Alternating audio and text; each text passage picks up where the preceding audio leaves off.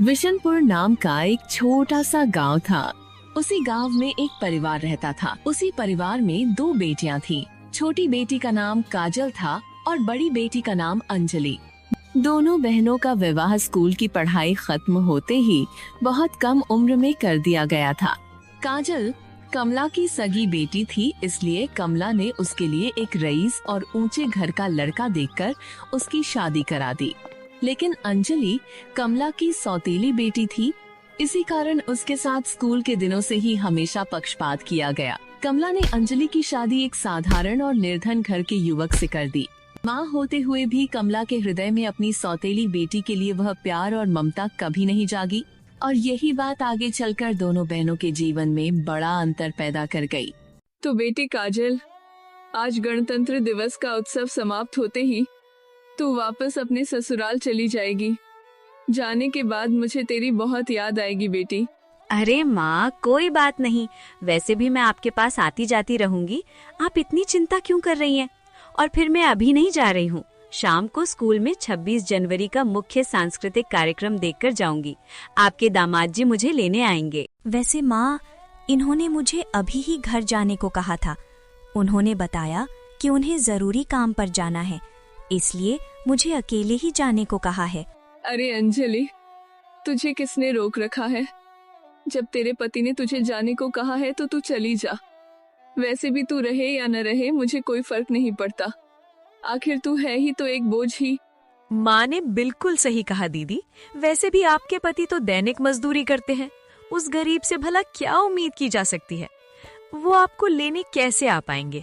बेहतर है आप अकेले ही पैदल चली जाएं। काजल, तुम ऐसे मत कहो। वे भले ही मजदूरी करते हो, लेकिन मेरे... तेरी जुबान आजकल बहुत चलने लगी है अंजलि। तू मेरी बेटी से इस तरह बात कर रही है। अभी यहाँ से चली जा। तेरा पति तुझे लेने तो आएगा नहीं, इसीलिए तू अकेले ही निकल जा, नहीं तो देर हो जाएगी। ठीक है माँ, मैं चलती हूँ। आप अपना और पिताजी का ख्याल रखना। अंजलि ये कहकर अपने ससुराल की ओर निकल पड़ी। अंजलि घर जाने के लिए पास खड़ी एक बाबा की बैलगाड़ी के पास जाती है।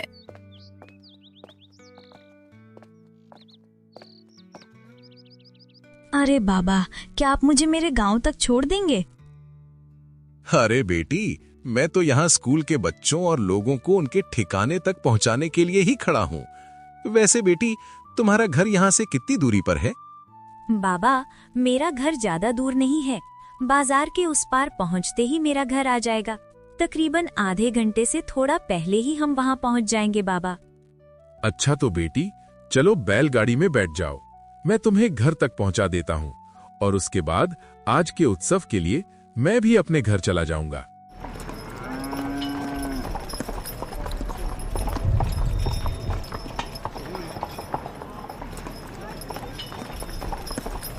कुछ घंटे बाद रामदीन यानी काजल और अंजलि के पिता स्कूल के समारोह और बाजार से घर लौट आए।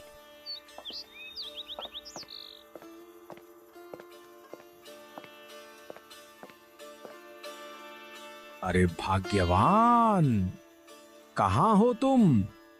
देखो, मैं बाजार से दोनों बेटियों के लिए मिठाइयाँ और फल लेकर आया हूँ।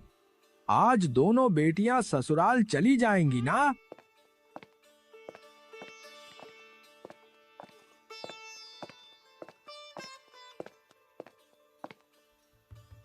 अरे, आप बाजार से आ गए? और जी, अंजलि तो घर चली गई है। उस अभागी को उसका पति भी लेने नहीं आया था, इसलिए वह अकेली ही चली गई। क्या? लेकिन तुम उसकी माँ होते हुए भी उसे अकेले क्यों जाने दी? 26 जनवरी का यह पावन दिन है। दोपहर का खाना हम चारों साथ में खा लेते, उसके बाद मैं खुद उसे घर छोड़ आता। और भला कोई माँ अपनी ही बेटी को लावारिस और अभागी कहकर कैसे बुला सकती है? अरे, वो तो आपकी पहली बीवी की बेटी थी। मेरी बेटी तो काजल है। मैं भला कब से उस अंजलि की माँ बन गई? क्या बेकार की जिम्मेदारियां भी मेरे ही सिर मढ़ी जाएंगी? अरे भाग्यवान, मानता हूँ कि अंजलि तुम्हारी सगी बेटी नहीं है, लेकिन वह मेरे ही खून की औलाद है। अगर तुम उसे माँ का थोड़ा सब प्यार दे दोगी तो क्या सच में तुम्हारा कुछ बिगड़ जाएगा? अरे जी, ये सब बातें आपको समझाकर भी कोई फायदा नहीं। आप जरा बाजार का सामान मुझे दे दीजिए, मैं रसोई में जाकर खाना बनाती हूँ। दामाद जी काजल को लेने आने वाले हैं, खाना खाकर ही जाएंगे। कमला सामान लेकर रसोई की ओर चली गई। रामदीन सोचने लगे, पता नहीं भाग्यवान की यह भेदभाव भरी जिद आखिर कब खत्म होगी। उधर रसोई में माँ, मैंने इनके लिए खाना बना लिए हैं और चावल भी चूल्हे पर चढ़ा दिए हैं। अब बस सब्जी बनानी बाकी है। हाँ बेटी, तेरे पिताजी बाजार से ताजी ताजी सब्जियां ले आए हैं। आज दामाद जी को खूब अच्छे अच्छे खाना खिलाना। आखिर बहुत दिनों बाद अपने ससुर के घर आएंगे ना, तो चलो अब जल्दी से सब्जी भी बना लेते हैं।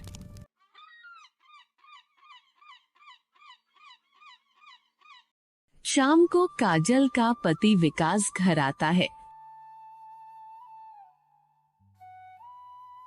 अरे विकास बेटा, तुम तो शाम के पहले आने वाले थे, फिर इतनी देर कैसे हो गई?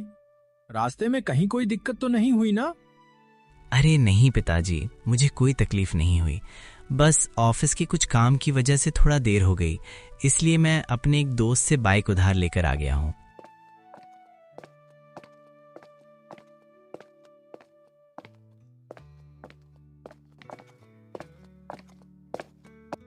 अरे दामाद जी, तुम आ गए, लेकिन इतनी देर कैसे हो गई बेटा? तुमने तो कहा था कि तुम शाम के पहले आ जाओगे। माँ जी, काम की वजह से थोड़ी देर हो गई। वैसे आप कैसी हैं? और काजल कहाँ है माँ जी?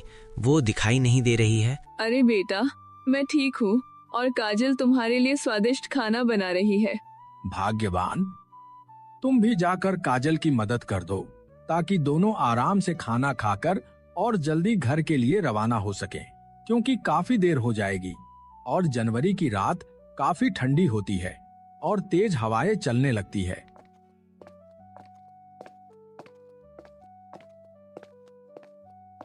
खाना बनाने के बाद कमला और काजल खाना लेकर बाहर आ गईं।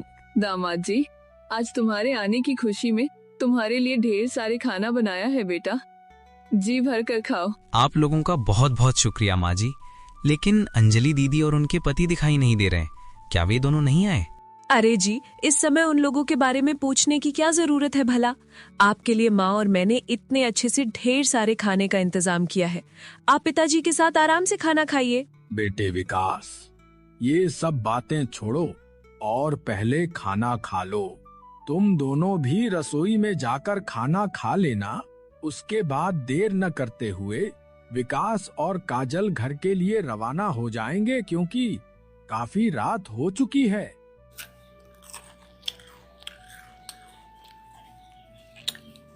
दूसरी ओर अंजलि अपने ससुराल पहुंच चुकी है।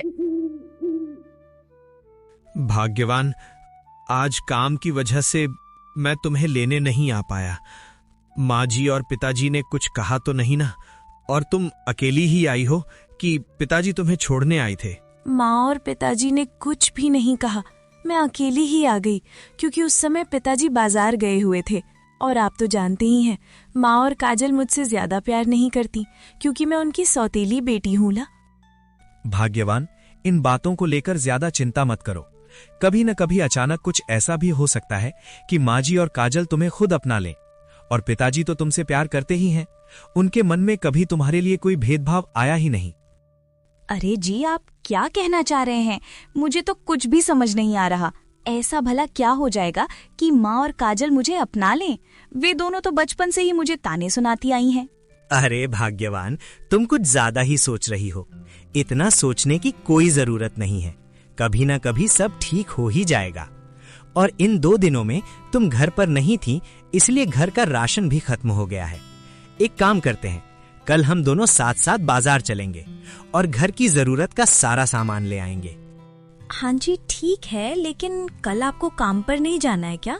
अगर काम पर नहीं जाएंगे तो पैसों की समस्या बढ़ सकती है। नहीं भाग्यवान, कल कोई काम नहीं है। कल मैं पूरा दिन तुम्हारे साथ बिताऊंगा। इन 2 दिनों में तुम्हारी बहुत याद आ रही थी। अब तुम आ गई हो तो मुझे बहुत अच्छा लग रहा है। खैर, अभी वो सब बातें छोड़िए। आप दिन भर काम करके आए हैं, थक गए होंगे। मैंने खाना बना लिया है, चलिए पहले खाना खा लेते हैं, फिर सो जाते हैं।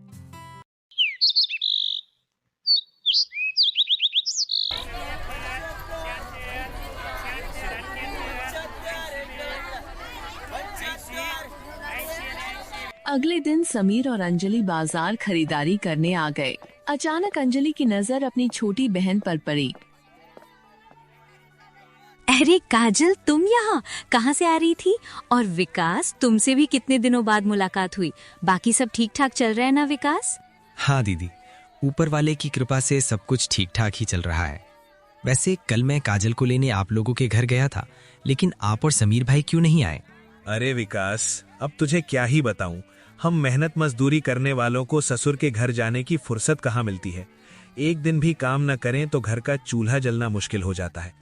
इसी वजह से अंजलि कल दिन में ही घर अकेली आ गई थी। अरे दीदी, आप हमेशा मेरे ही रास्ते में क्यों आ जाती हैं? भला आपको पता नहीं है क्या कि मुझे आपसे नफरत है? और आज आप सामने दिख गई तो आज मेरा पूरा दिन ही खराब हो गया। और ऊपर से अपने इस गरीब पति को भी साथ ले आई हैं। काजल, तुम भला ऐसी बातें क्यों करती हो? आखिर तुम मेरी बहन हो ना, फिर मुझसे इतनी नफरत क्यों? बहन? तू कब से मेरी बहन हो गई भला? और वैसे भी तुझे कुछ कहने से कोई फायदा नहीं। अभी यहाँ बाजार के बीच तमाशा मत खड़ा कर और हमें शांति से खरीदारी करने दे। काजल की बातें सुनकर अंजलि को बहुत बुरा लगा। उसने कुछ कहे बिना वहाँ से चले जाना ही सही समझा। अंजलि और समीर वहाँ से चले जाते हैं।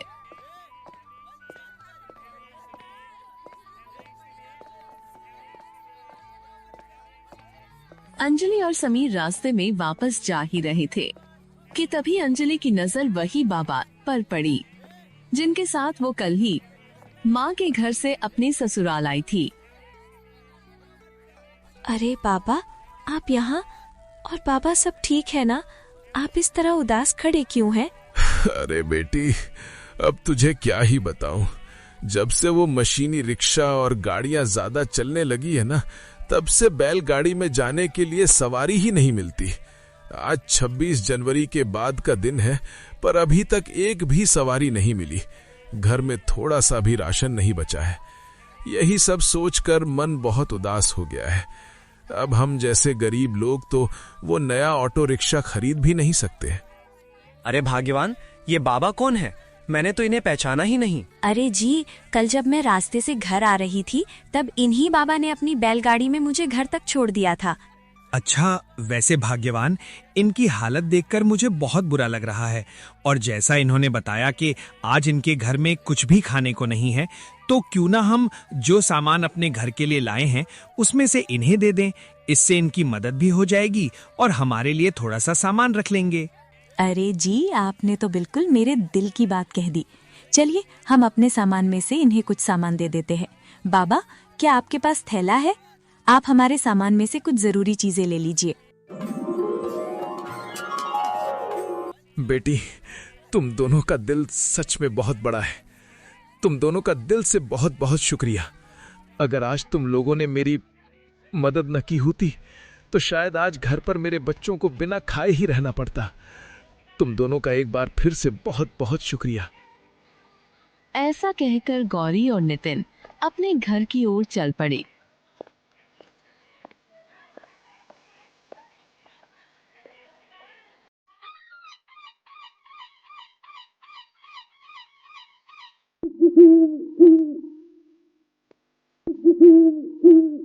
दूसरी तरफ विकास अपनी पत्नी काजल को समझा रहा था।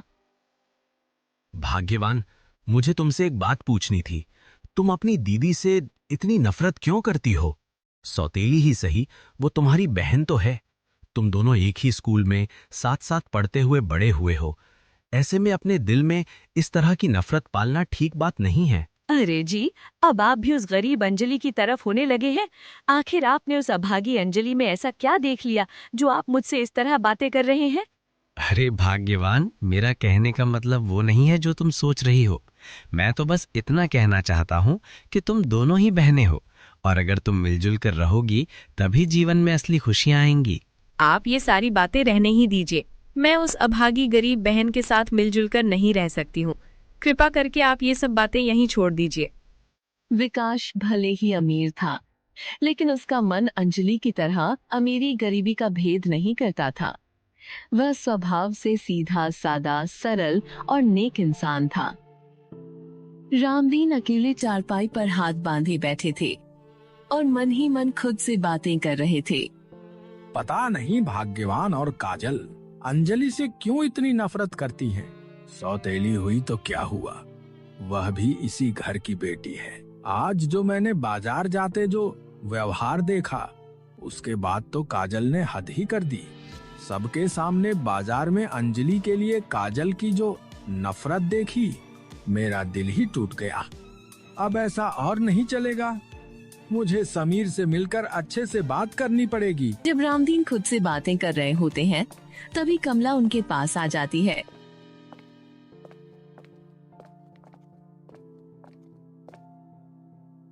अरे जी, ऐसे अकेले अकेले बैठकर इतना क्या सोच रहे हैं आप? नहीं भाग्यवान, कुछ नहीं। वैसे मैं सोच रहा हूँ कि कल एक बार अंजलि के घर होकर आऊं। उस दिन भी बेटी अंजलि मेरे पहुंचने से पहले ही घर चली गई थी, इसलिए उससे ठीक से मिल नहीं पाया। समीर से भी मिले हुए बहुत दिन हो गए हैं, तो कल एक बार जाकर आऊंगा। वाह, उस अभागी के घर जाने का तो आप सोच रहे हैं, लेकिन मेरी बेटी काजल के घर भी तो आप जा सकते हैं। भाग्यवान, मुझे इस समय कोई बहस नहीं चाहिए। कुछ बातें दिमाग लगाकर भी सोचा करो। उस दिन मैंने काजल और विकास को खाना वाना खिलाकर अच्छे से घर के लिए रवाना किया था, लेकिन अंजलि से जाते वक्त मिल भी नहीं पाया। खैर, ये सब तुम्हें कहकर भी कोई फायदा नहीं। अगर खाना बन गया हो तो चलो दोनों मिलकर खा लेते हैं।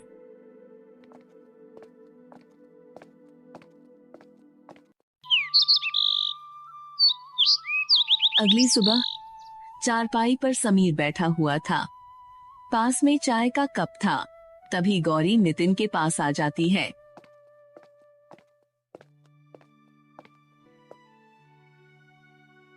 अरे, आप चाय पीकर अभी तक यहीं बैठे हैं? आज आपको काम पर नहीं जाना है क्या? कल भी तो पूरा दिन घर का सामान खरीदने में ही चला गया था। नहीं भाग्यवान, इन दिनों कहीं भी काम नहीं मिल रहा है, इसलिए इन दिनों मुझे घर पर ही रहना पड़ेगा। लेकिन ऐसे तो घर चलाना मुश्किल हो जाएगा जी। कल जो राशन लिया था उसमें से आधा तो बाबा को भी दे दिया था। अरे भाग्यवान, तुम इतनी चिंता क्यों करती हो? मैं हूं ना, मुझ पर भरोसा रखो, घर चल जाएगा। आप पर तो मुझे पूरा भरोसा है जी। ठीक है, अगर इन दिनों काम नहीं है तो आप थोड़ा आराम ही कर लीजिए। वैसे भी आप बहुत मेहनत करते हैं। मैं रसोई में जाकर काम में लगती हूँ।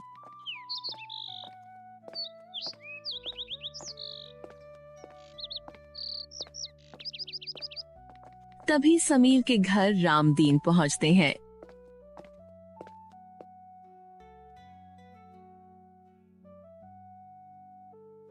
अरे पिताजी, आप ऐसे अचानक कैसे आना हुआ? सब ठीक तो है ना? सब तो ठीक है, लेकिन समीर बेटा, कुछ परिस्थितियां ऐसी बन गई कि अचानक आना पड़ा। वैसे अंजलि बेटी कहाँ है? रामदीन के ऐसा कहते ही अंजलि बाहर आ गई। अपने पिताजी को देखते ही वह खुशी से भर गई और बोली, अरे पिताजी, आप कब आए और माँ को साथ क्यों नहीं लेकर आए? वह बेटी, उस दिन तू मेरे घर पहुंचने से पहले ही चली आई थी, तो तेरी बहुत याद आ रही थी, इसलिए तुझे देखने आ गया। और रही बात तेरी माँ की, उनकी बात छोड़ो, मैं आया हूँ ना। वैसे आते आते तुम्हारे लिए बाजार से कुछ सामान भी लेकर आया हूँ। पिताजी, आप इनसे बातें कीजिए, मैं आप दोनों के लिए रसोई में जाकर चाय बनाती हूँ। और अंजलि रसोई में चली जाती है। बेटे समीर, भाग्यवान और काजल का भेदभाव और उनकी जिद दिन ब दिन जिस तरह बढ़ रही है, उसे देखकर मुझे बहुत चिंता हो रही है। मुझे लगता है कि अब हमें सब कुछ सबके सामने लाना ही पड़ेगा, नहीं तो भाग्यवान कभी अंजलि को माँ का प्यार नहीं देगी। एक तो वह सौतेली बेटी है, ऊपर से गरीब घर की बहू। कम से कम तुम्हारा सच जानकर भाग्यवान अंजलि को बेटी का प्यार दे ही देगी शायद। हाँ पिताजी, आपने बिल्कुल सही कहा। आपके कहे मुताबिक अब सब कुछ सबको बता देने में ही भलाई है। पिताजी ने जो समय दिया था वो भी लगभग खत्म हो चुका है और अब मेरे अपने असली घर जाने का वक्त आ चुका है। तो बेटे, तुम और अंजलि मेरे साथ हमारे घर चलना। फिर वहीं पर हम काजल और विकास को भी बुला लेंगे और तुम्हारा असली सच सबके सामने रख देंगे। हाँ पिताजी, आपकी बात एकदम सही है। अंजलि भले ही सबके सामने हंसती मुस्कुराती रहती है, लेकिन अपने मन में माँ और बहन के भेदभाव के कारण वो बहुत गहरा दुख लेकर चुपचाप जी रही है।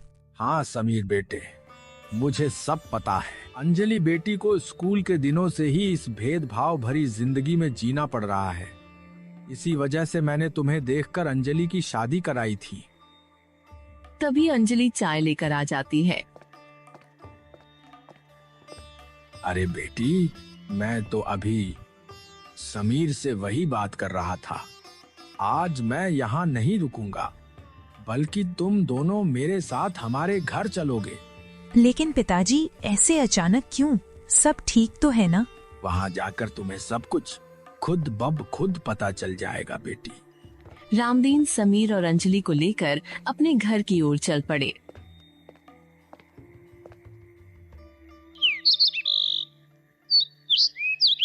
रघुनाथ ने काजल और उसके पति विकास को भी बुला लिया। पूरा परिवार एक साथ बैठा हुआ था।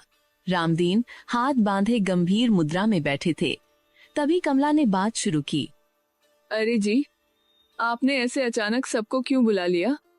काजल और विकास को बुलाना तो ठीक था, लेकिन इन दोनों गरीबों को भी साथ क्यों ले आए? कहीं कुछ हुआ है क्या? हाँ भाग्यवान, अभी जो तुमने अपनी जुबान से कहा, इन दो गरीबों की बात आज उसी पर फैसला होगा। यह फैसला सिर्फ इन गरीबों के ऊपर ही नहीं, बल्कि तुम्हारे अमीर दामाद और अपनी बेटी पर भी लागू होगा। अरे पिताजी, आप ये सब क्या कह रहे हैं? हमें तो कुछ भी समझ नहीं आ रहा। आप सीधे सीधे बताइए ना, आज इन गरीबों के बारे में ऐसा कौन सा फैसला होने वाला है? काजल, तू अभी चुप ही रह। तुझे अपनी दीदी की इज्जत करना भी नहीं आता। आज मैं तुम सबको समीर की असलियत बताऊंगा, तब तुम लोगों को खुद समझ आ जाएगा कि असली गरीब कौन है और असली अमीर कौन। हाँ तो बताइए ना, हमें भी तो इस गरीब की असलियत जाननी है। तो भाग्यवान, ध्यान से सुनो। समीर किसी गरीब घर का नहीं, बल्कि एक सफल व्यापारी का बेटा है। जमीन जायदाद की बात अलग है और समीर उनका इकलौता बेटा है। जब तुमने मुझसे कहा था कि काजल के लिए अमीर लड़का देखो और अंजलि के लिए गरीब, तब मैंने तुम्हारी तरह भेदभाव नहीं किया। मैंने अमीर गरीब नहीं देखा, बस दोनों बेटियों के लिए अच्छा इंसान देखा। अगर ये समीर इतना अमीर ही है तो फिर वह उस झोपड़ी में क्यों रहता है? उसे तो महल जैसे घर में रहना चाहिए था ना। तो सुनो भाग्यवान, समीर के पिताजी का एक उसूल है। उसी उसूल के कारण उन्होंने कुछ साल समीर को गरीबी में रखकर जीवन का असली अनुभव लेने दिया, क्योंकि उन्होंने भी जीवन में बहुत कठिनाइयों का सामना करके आज उस मुकाम को पाया है। रामदीन से ये सारी बातें जानकर सभी लोग हैरान रह गए। ये राज सिर्फ रामदीन और समीर ही जानते थे। यहाँ तक कि अंजलि को भी इस सच के बारे में कोई जानकारी नहीं थी। तो भाग्यवान और काजल, अब पता चल गया ना कि कौन गरीब है और कौन अमीर। तुम दोनों हमेशा इसी में उलझे रहते हो। कभी इंसान को दिल से भी पहचानो। अंजलि भले ही मेरी पहली पत्नी की बेटी है, फिर भी वह तुम दोनों को अपनी माँ और बहन मानती रही, पर तुम्हारे पास उसे समझने का दिल ही नहीं था। खैर छोड़ो, दिल से नहीं तो कम से कम उसकी अमीरी देखकर ही सही। शायद अब तुम दोनों उसे अपना मान लो। सारी सच्चाई जानकर और रामदीन की बातें सुनकर कमला और काजल की आंखें खुल गईं। अंजलि, हमें माफ कर दे। हम बहुत गलत थे। हमें अपने किए पर बहुत पछतावा है। मैंने तुम्हारे साथ बहुत गलत किया है। तुझे कभी प्यार नहीं दिया। हमें माफ कर दे बेटी। मुझे भी माफ कर दो दीदी। मुझे अपने किए पर बहुत पछतावा है। माँ और काजल, आप दोनों मुझसे माफी मत मांगिए। मेरे दिल में आप लोगों के लिए कोई बैर नहीं है। इसके बाद पूरा परिवार फिर से एक हो गया।